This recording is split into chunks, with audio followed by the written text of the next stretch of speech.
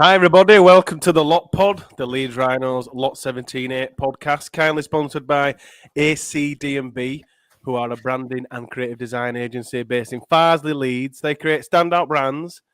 So for any companies out there that need a brand new logo or a brand refresh, just get in touch with ACD&B. Thanks as always to them for sponsoring us on the podcast with the fanzine. With everything else, we absolutely love ACD&B, so go check them out. This is the match review panel for Huddersfield Giants versus the Leeds Rhinos. Joining me, as always, my right-hand man, my co-host, but our amazing stats man, Statman Reese. Oh, God. Hang on. We've only been doing it 3 years. Forgot his own jingle. Yeah. Well, you were at a wedding yesterday, but you weren't even drinking. No, I wasn't. And that's not a strong start, is it? Can't blame that. Bit like Rhinos yesterday. God blimey. How are you? Yeah, good. Other than the rugby. But yeah, good. Do we have to talk about it? I thought we were reviewing Leeds Ipswich, to be honest. Did Palace lose, by the way? I think they drew with Brentford. He was telling me yesterday they drew with Brentford. 1-1, 2-2. It's a shame. Because we do have Duncan on with us this evening, so it could have been a double whammy for Duncan as well if Palace had lost. But yeah, I'm good, thank you. So we're all in agreement. I'm sure Duncan will, when we bring him in a second, that we're going to review Ipswich 3, United 4. Indeed. Smells better. So who was on with us today? No points for anyone? No points. Duncan, how are you, Duncan? Yeah, good, mate. You? Yeah, I think we're all right. We're good. I think I haven't got the stats in front of me for the podcast, but I think you've been on 3 times this year. Yeah, this is my third. Yeah, this is your third. And I don't think you've reviewed a win. Is that correct? That is correct. So we're all blaming you. So. That is fine. There's only been 10 wins. There's only been 10 wins, aren't there? So that means there's only been 10 positive reviews. Yeah, precisely. And to be fair, you were supposed to review last week, and Laurie was supposed to review this week. So we can blame Laurie. Let's blame Laurie. Yeah, I'm up for that. Yeah. We blame Laurie for everything on this podcast. Match review panel time. In true Lot Pod fashion, we'll start with positives. Duncan, did you take any positives at all from yesterday's game? I thought Cam Smith were good. They were amazing. I thought he had a really good game. And other than that, I'd say it's one game closer to Ed and Caesar exiting the club. That'd be my positives. That is a big positive. I can feel it in Duncan's voice already. I can feel it. I'm looking forward to it. That's my positive. I feel like he's been really tentative. He's gonna let loose one of these questions. Let's just find the trigger point. Yeah, we'll see it. And if I don't provide that lead in Reese, he'll take it anyway. We'll find it. Reese, any positives from you? Cammy, Captain Cammy. Yeah. Just leading from the front again. 100% effort, just Cammy. Easy. Yeah. I've got Morgan Gannon. It's always nice to see Morgan Gannon playing, Morgan Gannon back. I was saying to Duncan throughout the game, I want to see Leon Ruan, and I got to see Leon Ruan. It's nice to see him playing as well. Luke Hooley, again, I thought he played well. Seems to be growing more and more every game he plays, really, as all players do. And Sam Lissone, I thought he added a lot of impact when he was playing, and then obviously when he left to take a break, I thought we lost a lot of impact as well. But Cammy again, and I think that's the perfect place to start. Everything going through him, nothing much going through Caesar. We kind of said on the last review, Duncan, that perhaps Cammy and Rowan had said to Cammy, we're going to need more creativity from you. Do you think that's the case, or do you think it's just Cammy's natural game? I think he just steps up, doesn't he? I think he's just got that natural. I think we've got a few players that hide, and I don't think you can say that about Smith. I think he tries things, and you can't really have a go at someone when they're trying and they're putting effort in, and you can see that they're working hard. I mean, they just need to come out and just say he's captain, don't they? We've been saying it all year. Yeah. He's always leading the team out. He leads from the front in terms of meters per game and stuff like that. He's always leading the tackle count as well. So I think they just need to stop this daft leadership group and just say, right, Cam Smith's the captain, and we can all just get behind him. Do you think that's something they'll do next year, Reece? Do you think this is a one-off type? I think they'll type have scenario? to, but it doesn't really make any sense to me why they haven't done it earlier on this year. Yeah. I think Cam has been the captain for I think for most of the games that we've seen, Cam has been the captain. So I just don't understand why they've not done it sooner. Maybe it's because Rowan didn't want to admit defeat. Maybe that might be part of it, or just other things. But yeah, if they're not, maybe next year, maybe about a better time to do it. But I'm going to jump ahead to the stats just for Cameron because Steve Hodgson did it perfect this morning. But Cam was 62 tackles in total, which is second on the night. He also made 167 meters, which was the most on the night. He carried the ball 26 times, which was the most for any Rhino. He also made 6 tackle breaks, which again was the joint most for any Rhino as well. So the stats are backing it up. And he's always, I know Duncan was saying his meters per game is high. His carries are always really high as well because he's always willing to take on the ball. And sometimes his meters or his average gain looks lower because people just don't offer enough when he's got his hands on the ball. But that carry number shows, emphasizes for me that the workload that Cam will put on his own shoulders to try and make things happen. I mean, you look at those numbers there, Duncan. 62 tackles, 167 meters, 26 carries, 6 tackle breaks.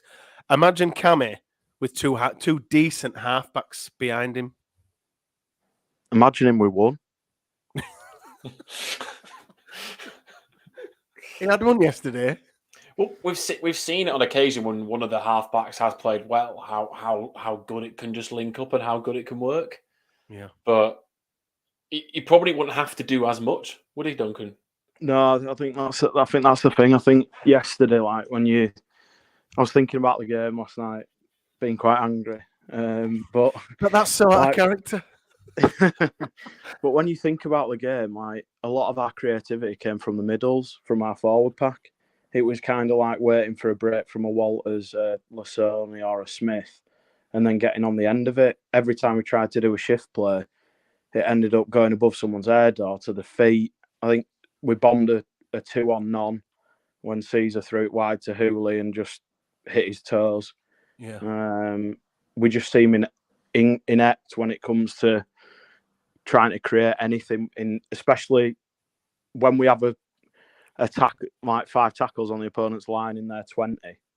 We don't seem to have the creativity to break them down. I think Nene was a massive miss yesterday because he sort of got that offload about him as well. But it just really seems to be just fling the ball to the person that's nearest to you and see what happens. And if they can, there's no sort of, we don't really have an attacking shape or structure that we play off the back of, which I don't think helps either Cam or, to be fair, the halfbacks. But it's Rowan's style, isn't it?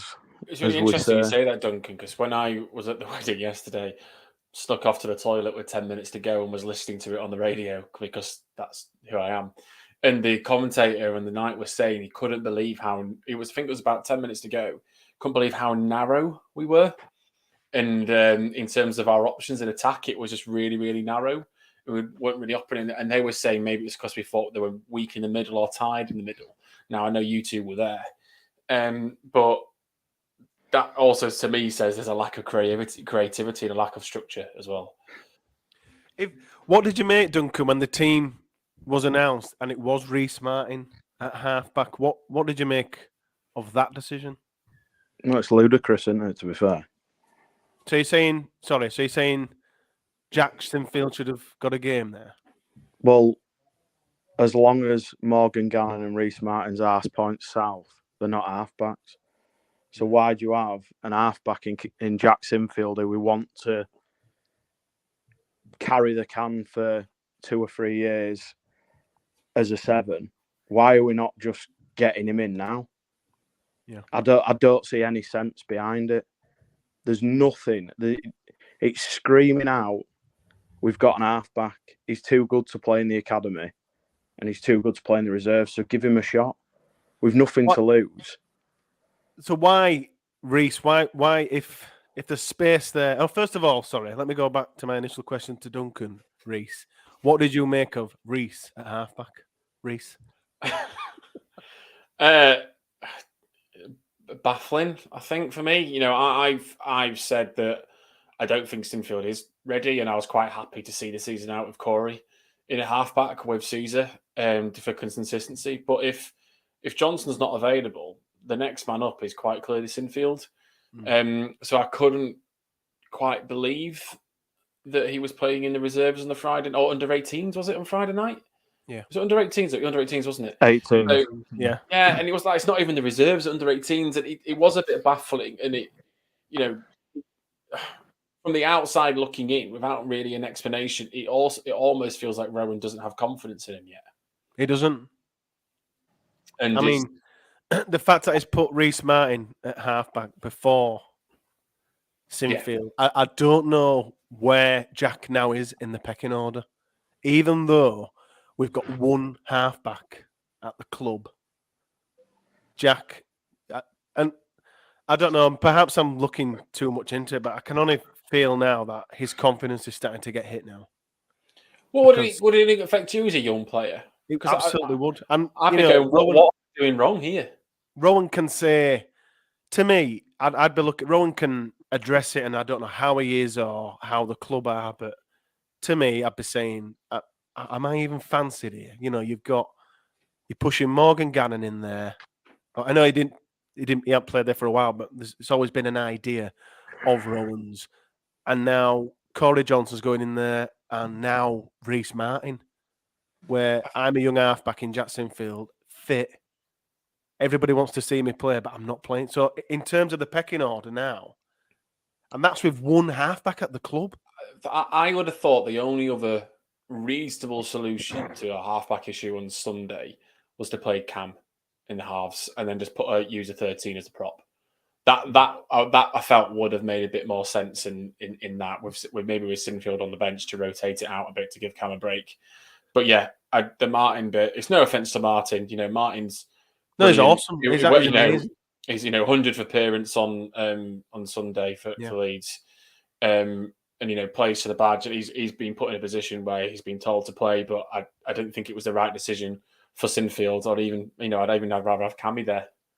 I mean, for instance, the knock-on effect it has. I mean, this side here, Duncan, Caesar, Sinfield, and then centre Martin, and then on the wing, Roberts or Daryl Alford. Is that not a much better? Would you have looked at that lineup, Duncan, gone, that's probably as good as it gets? Well, anything without Alford is a good lineup, isn't it? I thought that was the trigger then, Eddie. I thought the thing is with Rowan, it's square pegs round holes. We make 6 changes when one will do. And we're not, it feels like, it's like when he comes out and says, I'm really proud of how we played. I felt we were unlucky with a few refereeing decisions. It's easy excuses and it's deflection from the fact that we've been really poor and we've been beaten by a poor Huddersfield side. Yeah. I think Adam's making actually quite a good point here in the comments, in that how long did it take for Rowan to give Hooley another go? Hooley's been given that chance, and to be honest, he's probably our second, if not third best player in the squad at the moment on form. I agree, yeah. And Hooley's taken that opportunity, and he's doing really well. Why not give someone else an opportunity to shine with Sinfield? But yeah, I mean, it's not all about. I'd be annoyed if we lost to Huddersfield anyway. But if you could see, like, all right, it's Jack Sinfield, it's only his, I don't know, 3rd or 4th game for the first team. You can see the building for the future. At the minute, there's none of that. You can't see what's going on, so you're constantly questioning things and thinking, am I just watching a completely different game to Rowan? Like, Alfords has just been garbage ever since he's come to the club. So why are we giving him another shot? I get Hooley because actually there's a player there, but in Alford. So I think it's just whoever decided to give him a 3-year deal should just, well, they just need sacking on that basis. It was 2 years, wasn't it? I thought it was 2. Is it 2 with an option of 3 or 3? I thought it was 3 with an option of 4, Duncan. Any more than 6 months is bad enough. I'd actually be surprised if Alford stays, you know, because Me too. Yeah, I think there might be a mutual agreement this off-season with Alfords, led by the majority of players. Players. Why would he leave?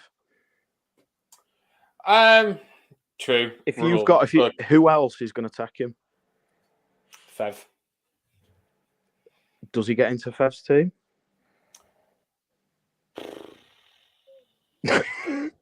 I'm just letting this hang.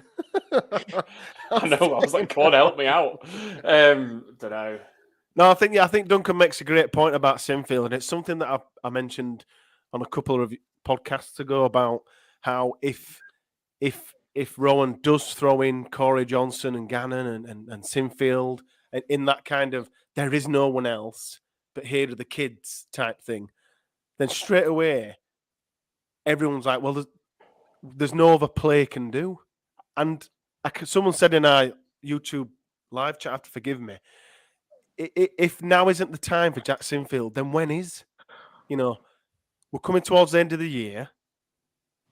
90% of the support thinks, probably higher, thinks the season's over with. So it was over before Huddersfield. So precisely. So it's over now. Why is it? I cannot get my head round why that game wasn't a Jack Sinfield game and he's playing in 18s. It doesn't make any sense. And I'm starting to fear now that something could be happening there. Because I just feel like it. If Jack was at another club, would he be playing? I honestly think he would do. I think in the majority of sides in Super League, I think he'd be playing. Because you look at Jack Wellesby. Yeah, but they've all got like proper coaches. Started playing when he was 17, 18. Same with Lewis Dodd. Same with Will Price, who played yesterday.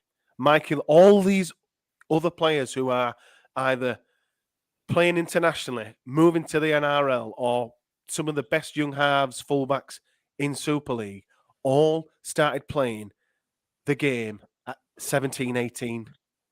And for whatever reason, we've got Jack on a leash. And I cannot understand it. We have to let him... How are we going to understand just how good he is or can be if we don't let him play? Or even simply where he needs to improve to be that player. Exactly. And it's one of those, again, where I bet if you asked Jack and said, right, do you want to play against Huddersfield? It's yes, of course I do. Any ambitious 18-year-old would. And, you know, I think I know there was a bit of an excuse over the summer or before the summer with his A-levels and all that sort of stuff, you know, which makes sense. But I don't see any reasonable excuse at the moment why he should not be involved, even on the bench at the moment. But he should have been starting on Sunday. I'm not saying that meant we would have won, but it felt like the right and logical thing to do with the season where it is and where we are in terms of the development of that half-back position. Just on other members of the squad, Fussy Tua is injured again, Duncan. Shock. Yeah, big shock again. There are rumours that he's going to sign or he has signed a deal, but is he someone that you'd like to stay at the Rhinos, or do you think we'd have to cut him loose?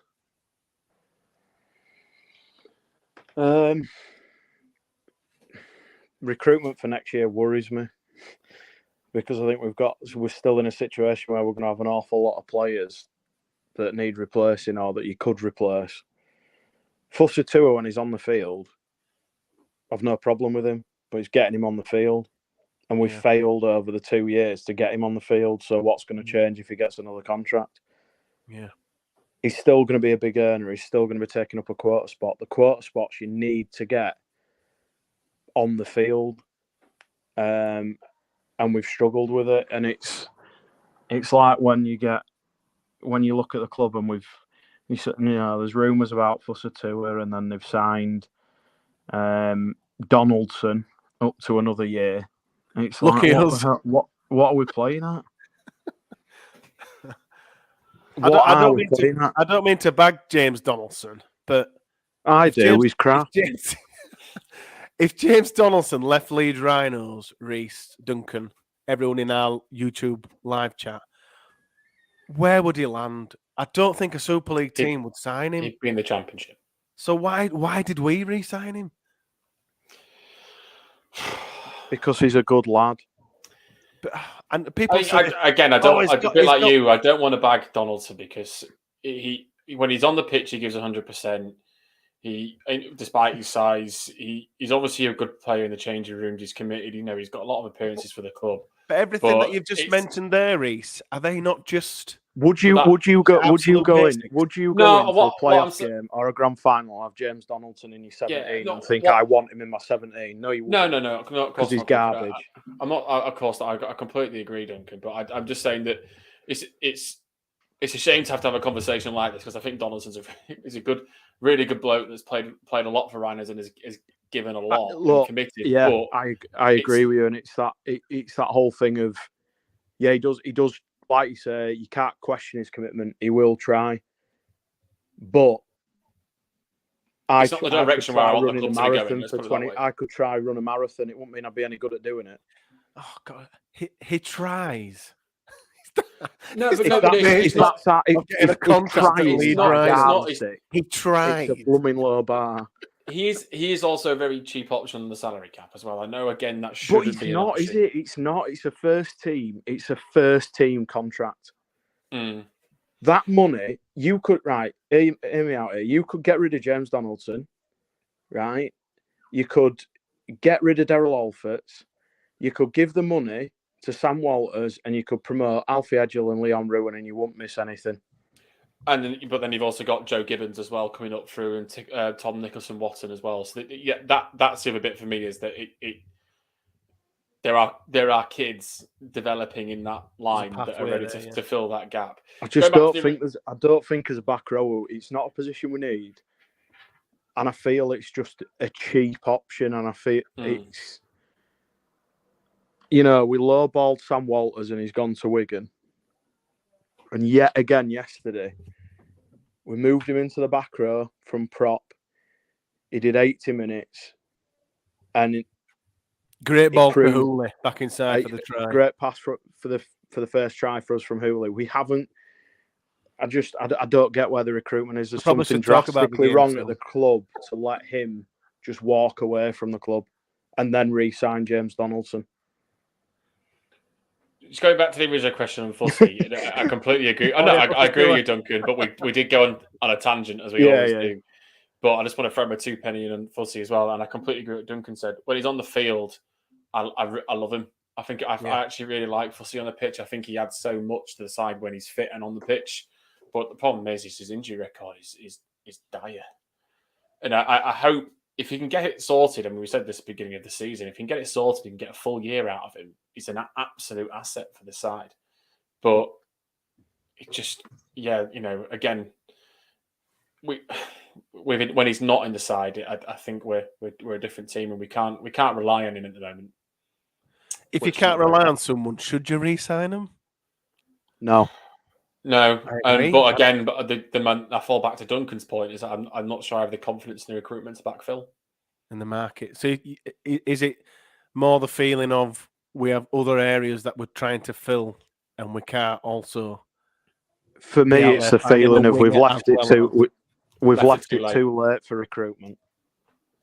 So do you think we've got our arm up our back in terms? Of course we have. Why would you say? Why else would you sign Donaldson? Yeah. He probably wasn't in the equation, and they weren't going to sign him. And for them next year, they had Walters in that squad. I guarantee they had Walters in that squad next year. And we lowballed him with an offer.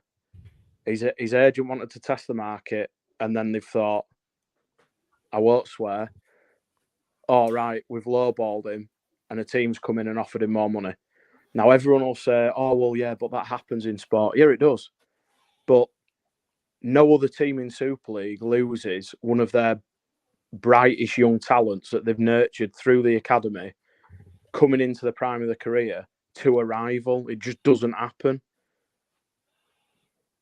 I won't worry about it because it's going to be crap anyway. It's going to be really, really crap from 2024 onwards. I promise you. I've got my voodoo doll. Plus, it's Every illegal to time he have has half two. a decent game, I'll just twist his ankle on it. And there you As go. I said before, it's also illegal to have 2 6'7" players in your squad. So Yeah, it is highly illegal. with him and Insemba, that's just not allowed. It's just illegal. So Have But you you're got looking- some stats for us, Statman Reese, from I the do game? actually, and there are a fair amount of players that have got over 100 meters. So there are 1, 2, 3, 4, 5 players, 6 players with 100 or more meters on the night. As I mentioned before, Cammy led the way with 167. Next best was Ash Hanley with 136. Sam Lasone got 113. Darren Alford got 110. Reece Martin got 106, and Luke Hooley just broke the barrier at 100 as well. Cammy didn't win the tackle count. He was second to Jared O'Connor, who had 66. Aledzki also got a big stint in with 39, but no one else really got near that sort of barrier. And then tackle bus wise, as I mentioned, Cameron Smith with 6, Luke Hooley with 6 as well. Sam Lasone with 5, Reece Martin with 4 as well on that perspective. And then from missed tackles, Harry Newman had 4. Cam actually had 8. Really? O'Connor had 4 as well, as did Sam Walters. The concerning numbers really was with a particular player, which I know you wanted to talk about, Eddie, which was Mick. Not necessarily from his tackle numbers, but from his meters.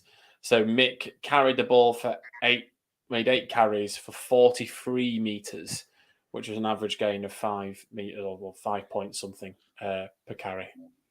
What have you made of Aledzki this year, Duncan? I think he's been poor. But I think he's earned the right to be poor because I think he carried the pack and busted his body for us last Carried year. the club, yeah.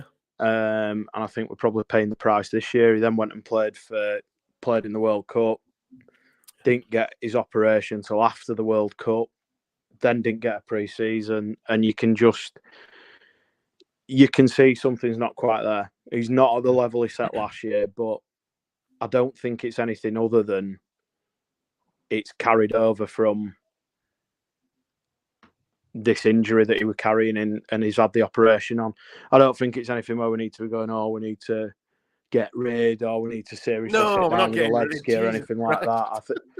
I just think it's one of them where his body's a little bit busted, which is going to happen when he's playing in the middle of the field. Yeah. And the unfortunate thing is because he's such a big player for us, he probably gives the other lads confidence even just by being on the field. Yeah. And I think from that point of view, we can't really afford to give him like a 2 or 3 week 3-game rest because we're constantly going, oh, can we make the 6? Can we make the 6? If it's a case where he needs an operation now, I'd be getting all that. I'd be any player from now who needs any sort of an operation, get it done now. Get it done now. Get it out of the way. Make sure we're fit and ready for next year. What have you made of Sam Lasone? Because I can't remember if it was you or Mark. It was me that bagged him on the Castleford podcast and said, he's overweight and he should be playing. No, look, I think for me with Lasone, he's that player that I like. He sort of comes on the field, he provides a bit of impact, he runs it hard. He's going to knock a few people over. He's going to in both defence and attack. And I think he gives the crowd a bit of a lift. You could sense yesterday when he came on at 16-0 down, he gave sort of the away end lifted when he came on, and the team did as well. But I just think I still want more. And I don't know. I don't know what it is. I want more from him. I still think there's a condition. We need to get conditioning into him this off season. I still don't think I don't think he can maintain a strong 20-minute spell. I think you can see at the end we need him to, but I don't think he's at that level yet. I think he sort of tires after probably about 15 minutes, and then the other 5 is sort of just like, I don't know. I think with conditioning in, he could be a very, very good impact. And a good pre-season, yeah. Yeah. Be much better. Just talking about Sam Lasoni, Reese. I don't feel like we've had consistent form from Sam because we had that really good game against Huddersfield. And then really against Warrington, he sort of tipped a bit off again, and then he's come back up again. But I think I agree with Duncan. If he can be fit, and have a proper full pre-season under his belt, I think the impact he can have as an impact prop off the interchange can change a game.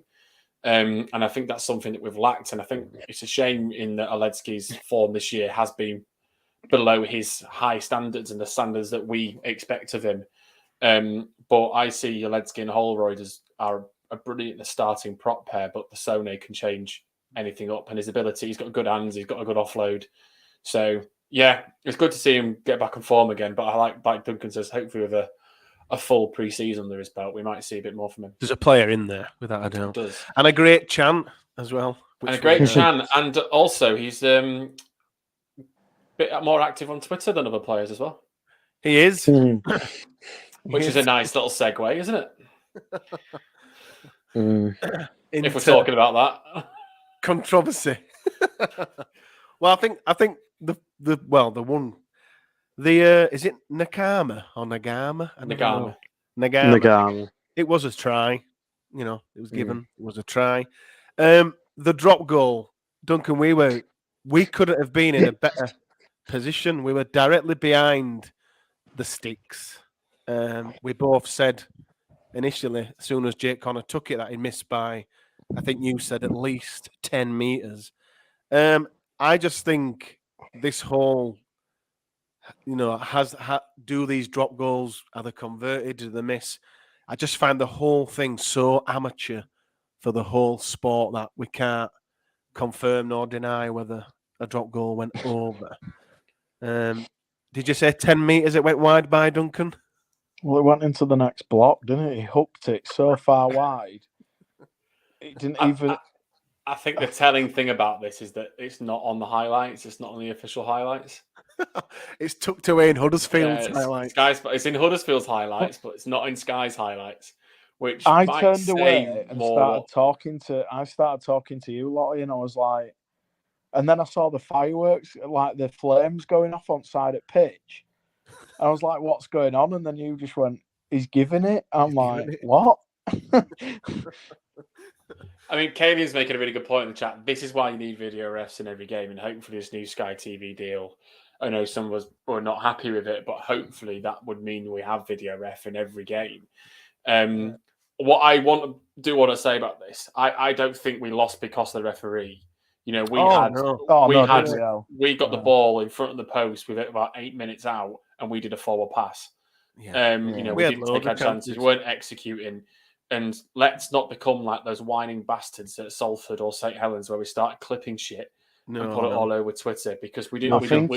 We lost because we were not good enough. Because we were crap, yeah. I think it comes from it's not. You shouldn't be using an excuse. Sorry, Doug. It shouldn't be used as an excuse as well in post-match press conferences as to why we've lost. Accountability needs to be much better from this side. Pure diversion tactic from Smith. That I felt. It's absolute diversion. Let's blame the ref rather than don't point the barrel at us. Let's point at the poor referee. I found it quite classless, to be honest. I did. I thought, he's never done that before. Quite clearly, he's feeling a bit more pressure, and I just thought it was unneeded. He always mentions the ruck, doesn't he? Every game. He always mentions the ruck. Is it slow? And I hadn't heard that. I just, when he came out and started going on about the officials, I was just like, no, I'm not having it. And I think you can see, I mean, we were talking at the game yesterday again about Caesar and Newman. They just need winding in now. It's just getting pathetic. Every decision that goes against us, it's like my 2-year-old who tantrums on the floor.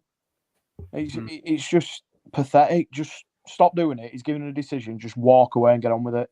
Put that anger towards the official into the opposition and into the game. Yeah, I agree. Rather than just having a massive argument with the official, who then don't give you anything for the next 10 minutes. because you just called him an arsehole. The club have got the medium to speak with the RFL about the referees, haven't they? They've got the medium to do that offline. They don't need to do that in post-match press conferences. I don't want to see...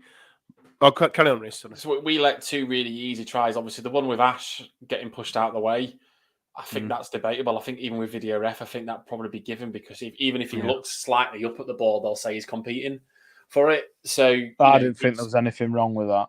It didn't look as much, So if anything, we gave them an 18-point lead, and we were then always on the back foot on that game. And then we didn't take chances when they were given. But no, we had plenty of chances. We were pretty much camped in their 20. We couldn't execute anything. And then even when we turned the ball over, we were pinning them in with great defence. And then there was a moment in the game, Jake Connor just smashed the 40-20. It completely changed the whole complex of the game. Huddersfield go down that side, a couple more points on the board, and it's game over. And I feel that kind of game-changing moment, which is exactly what Duncan said to me yesterday, said that's a game changer, that just blasts that 40-20. And I think since Austin left, because he hit a few for us this year in terms of 40-20s, I don't think we've got a player in this whole squad now that can hit that kind of play. The only other person that could do a 40-20 was Cruz Lehman. And Lehman and Austin have both walked out of the club. But some people are saying, Ryan was saying, I think someone else was saying, that Sony, or Phil was saying as well, the Sony's deleted that tweet now, apparently. He has. I was expecting him to be on the match review panel somehow for that tweet. But yeah. But we are right to call Rowan out for that. I think so. Because the amount of times we've been on this platform and said about Darryl Powell and Paul Wellens and Ian Watson, we've all said, we need to be exactly the same with Rowan, and I don't ever want to see him mention the officials again because, Paul Rowley, because it drives me nuts, and I just found it so classless.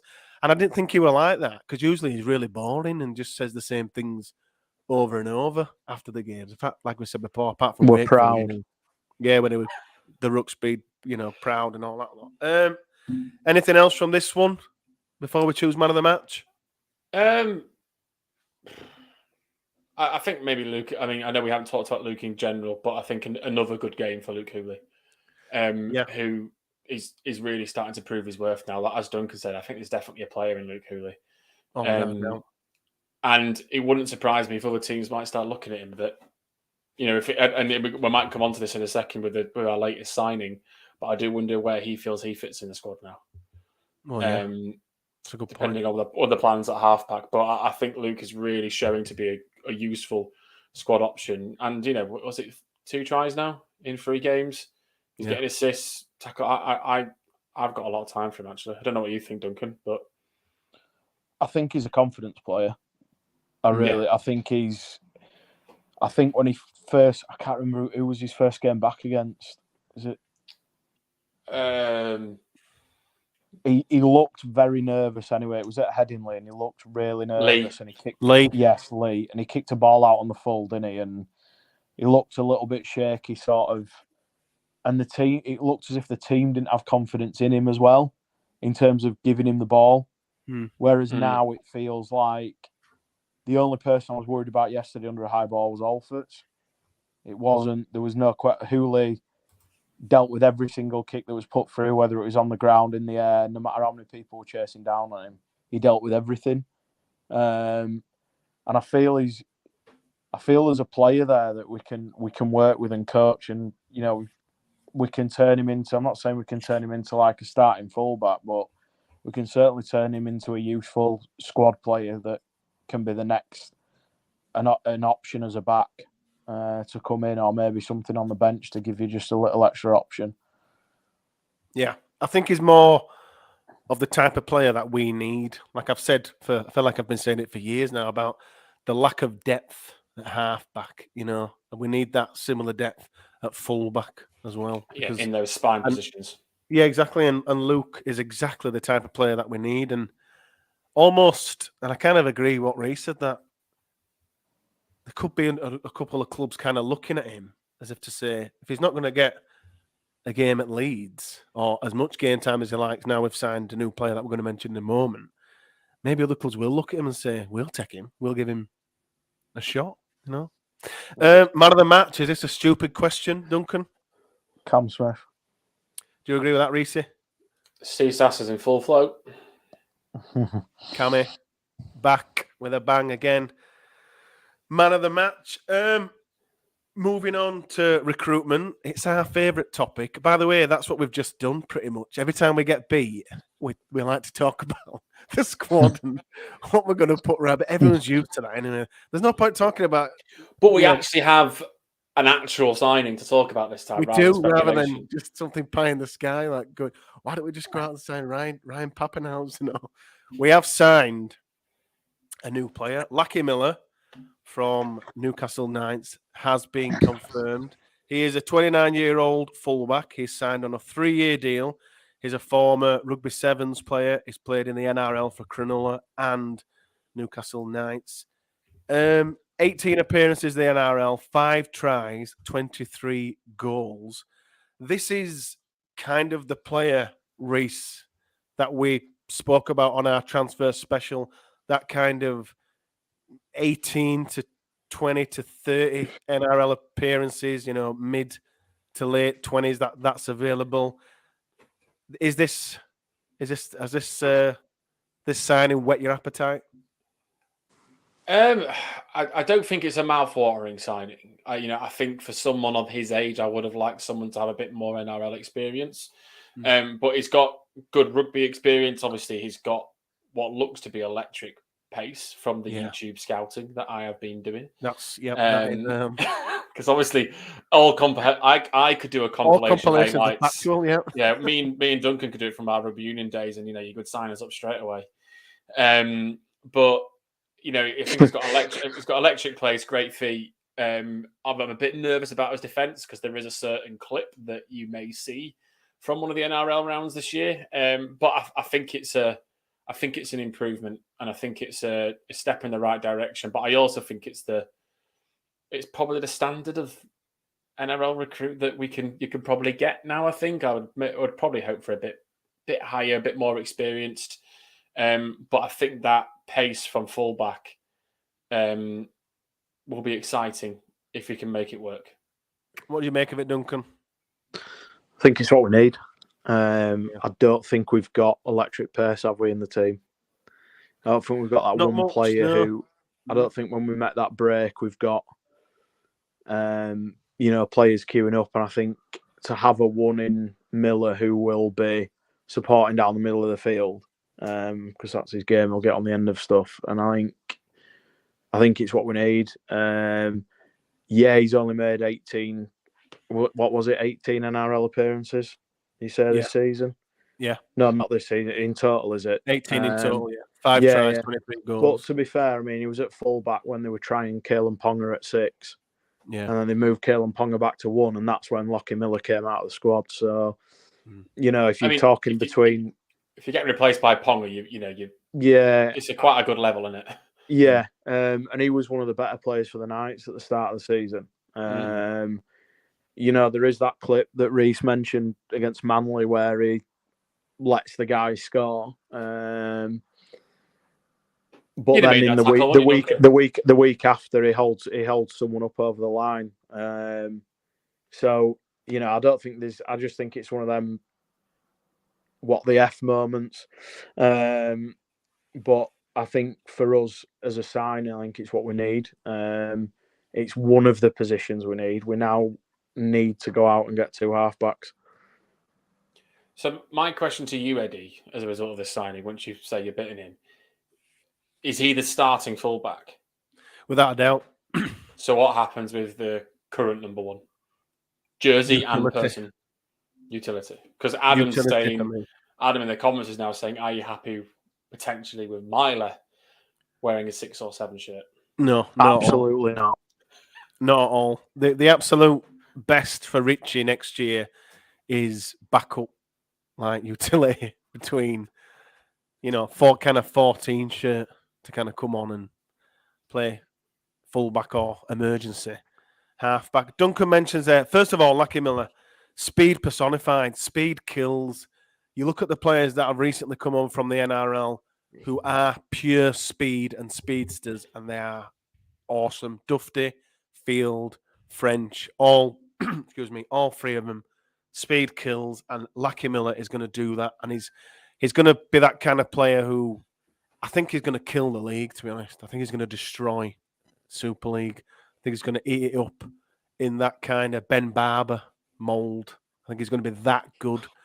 And Duncan mentions there we need 2 halfbacks, and as I keep saying this, I think we need 3. I think we need 3 halfbacks. I'm sick of not having any depth there. We've got the depth at fullback now. We've done it. We've got Miller.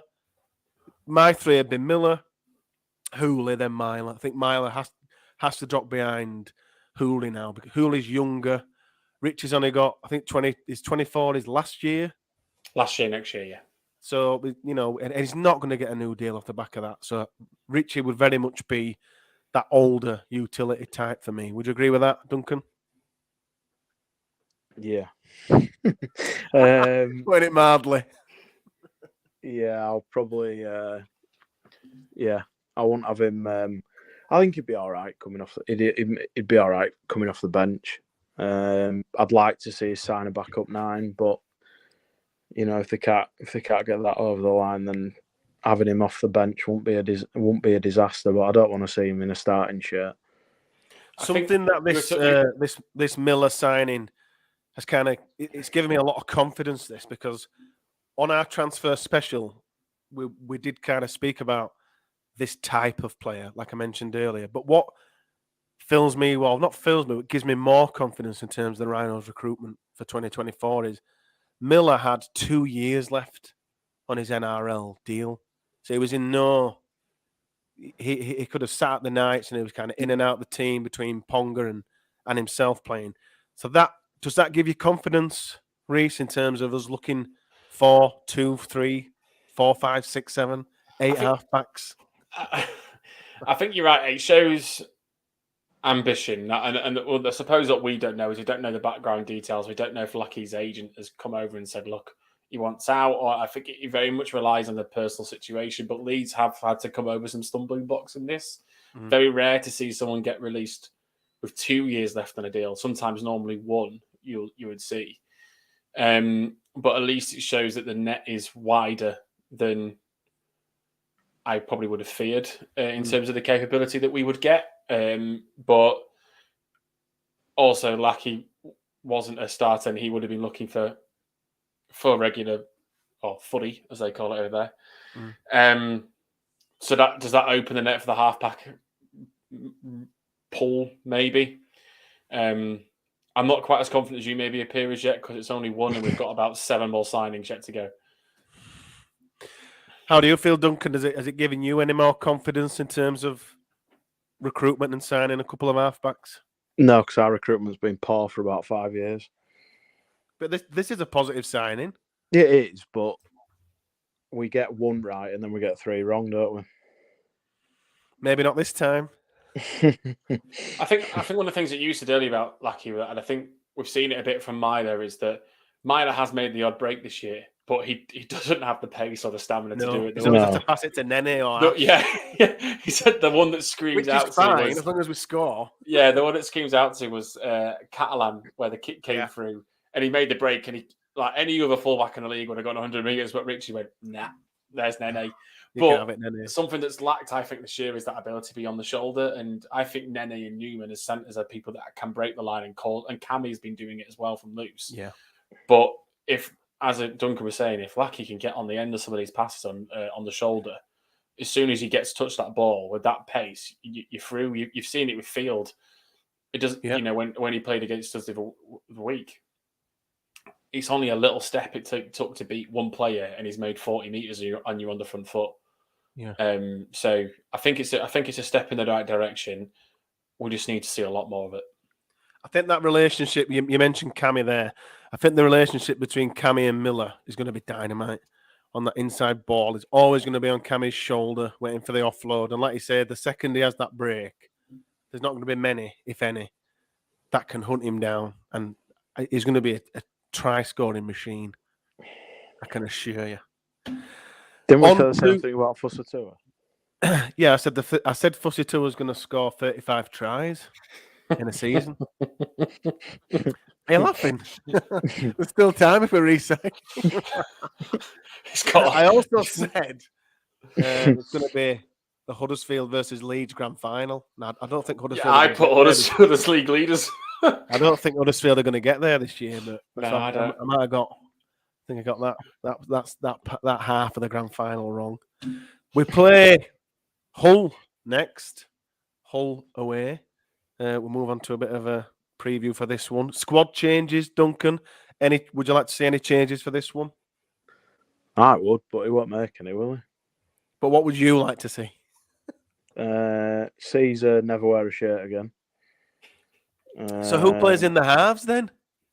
Jack Sinfield and Cam Smith in my team. Right. So what's your team then? Hooley, Hanley, Fussatua if he's available. If not, Tyndall. Tyndall? Oh, yeah. Centres, Martin and... Well, Newman. Nene will be back, won't he? So it'll be Nene and Newman. Will Nene be back? Yeah, he's a week apparently. He's back for Hull. Meant to be. And then Pack just as was, but I wouldn't have Caesar doing anything. He just does maiden. Who would you have at loose forward then if Cammy's going in halves?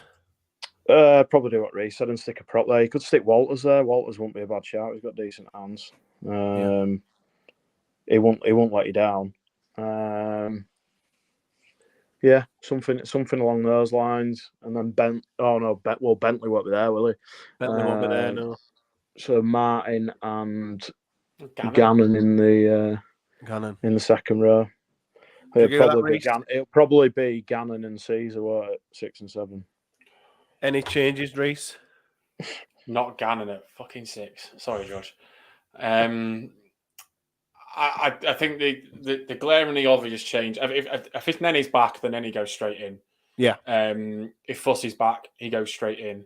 Yeah. I'd want Sinfield to be up there with Caesar. If that's not the case, I want Cammy in at half. And with Bentley being out, I think it's a good opportunity to get Gannon back in a starting jersey. Yeah, at 6. Yeah, agreed. You know, I'm disappointed we haven't seen a lot of Gannon this year just because of the injuries. I understand he's been looked after, and I think the club have done the right thing with him. But I've missed Gannon because I do like him as a young player to watch and come through. So it'd be great to see Gannon start again. And I want to see Leon Ruin get a couple more minutes off the bench as well. You know, I really like his performances when he's played. So hopefully he gets a bit more of him as well next week. But I'm interested to see next week the character of the squad, because I know last week I let my delusion get the best of me. But are you trying to tell me it's gone already? Yeah, it's gone. It's just one game. But this is a really interesting opportunity to see the character of certain players when the season might be or pretty much has gone now. And this really comes down to now when you're playing on Saturday, it's really about the badge. And I don't want to say that phrase of playing for pride. But for me, it will show the true characters of the players that really want to be there, that want to put 100% in the shirt. So what you're saying is it's another defeat and another poor performance from Caesar? Well, let's see. Prediction? A Hull playing for anything? No. They're level on points with us. Oh, sounds like it's going to be a classic. Well worth a £28 admission fee. And there's no trains either, is there? No. I'm going to go Leeds by 6 for some reason. Duncan? Actually, Leeds by 7. Gannon's play half-back and get a drop goal. That goes 10 metres left of the post, but still given. I don't think we win a game for the rest of the season, so I'll go Hull by 10. Oh, my God. I'm sure Mark once said we're going to lose in predictions, didn't he? It was the beginning of this year. Both me and Mark said we'd lose to Saints, and we beat them in round 3. That were right. And then I think Duncan now is that's only the third person that's ever said we'll lose a game. It's not bad. It's not bad. Everyone else, but yeah, Leeds. I'm going to shock people now. I think Leeds will win comfortably, but only by 36 points. I think there's been a lot said on social media recently about that man, Brad Dwyer, and how rubbish he is with Hull fans in uproar.